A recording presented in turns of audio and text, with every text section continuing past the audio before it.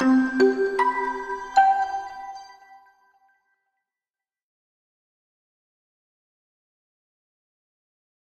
and welcome to BATV Update. I'm Laura Days. During the week of January 26th, the town of Brookline launched the third annual Climate Week to raise awareness of climate change and other environmental issues. One of the highlights of the week was a giant hay maze made entirely of recycled and reusable materials. The maze guided visitors to important facts about climate awareness. The maze came about when I was in California and I saw a sign that said U-turn, but instead of saying U-turn as in driving, it said Y-O-U. And I've been working with Climate Action Brookline for a number of years, and we were searching for ways to message the climate story.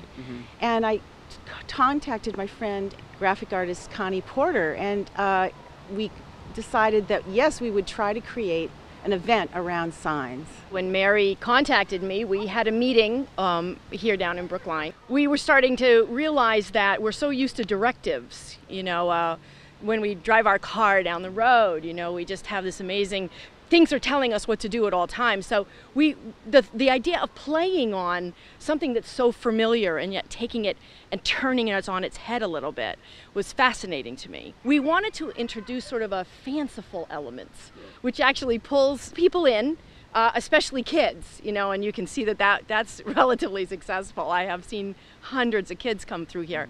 But I've also seen people make it all the way to the middle of the maze and then start reading the science. Really rewarding for me to see adults standing and reading all these little caution tags that are behind us here that have the facts. We have some quotes from the New England Aquarium, from the U.S. Fish and Wildlife Service. So we have a number of major steps that have taken place in Brookline to help people understand what our carbon footprint is and the actions we're taking to reduce it.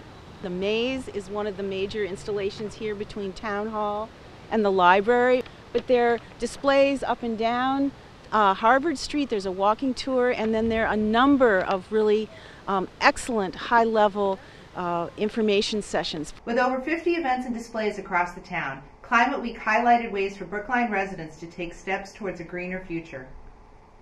Local artists contributed to many of these exhibits, and many of the artists held receptions to further educate the public. In Hunneman Hall, in the main branch of the Brookline Public Library, a group of artists collaborated on a farm-to-table-to-farm exhibit to raise awareness concerning food sustainability.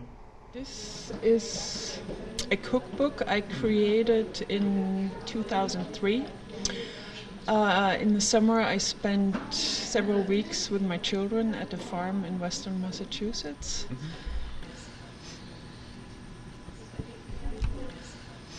And we chose the book The Dirty Life, which prompted us to go towards agriculture and learning more about it in Massachusetts.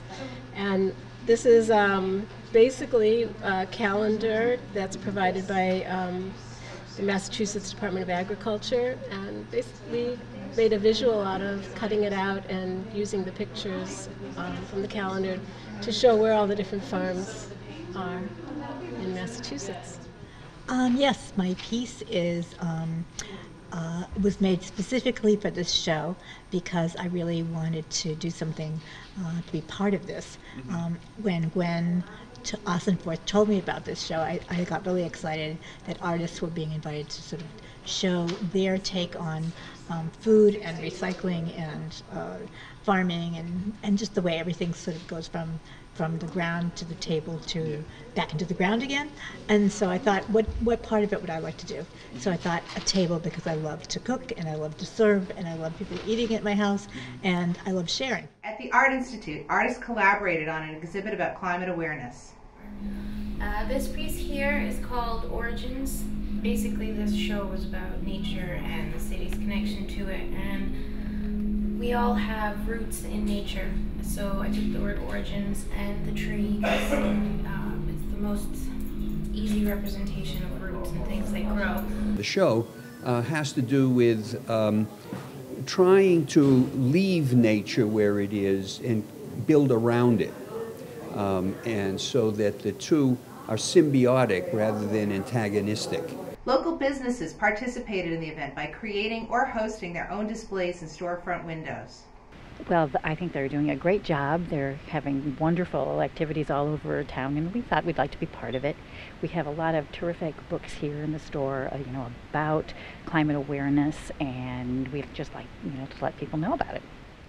Puppet Showplace Theater created a display that features puppets made from recycled materials. So for puppeteers, a lot of times materials are inspiring, whether it's textiles, whether it's recycled cardboard. These are things that puppeteers use a lot to make really innovative creations. So we've put together some examples that we had as stock at our theater. We've also drawn attention to other things in our lobby that are made from recycled materials, including a giant puppet and a giant gingerbread house that we made out of recycled cardboard.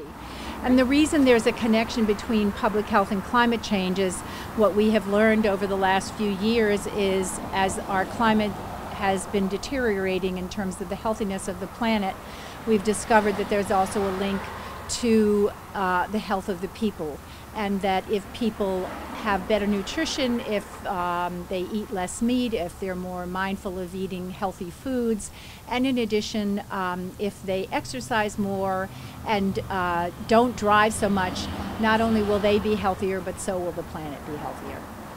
So for us, it was really important to meet this triple bottom line, which we call economic, social, and environmental sustainability, which is why we were very pleased to take part in the Climate Awareness Week. And for fair trade in general, environmental responsibility is a founding principle.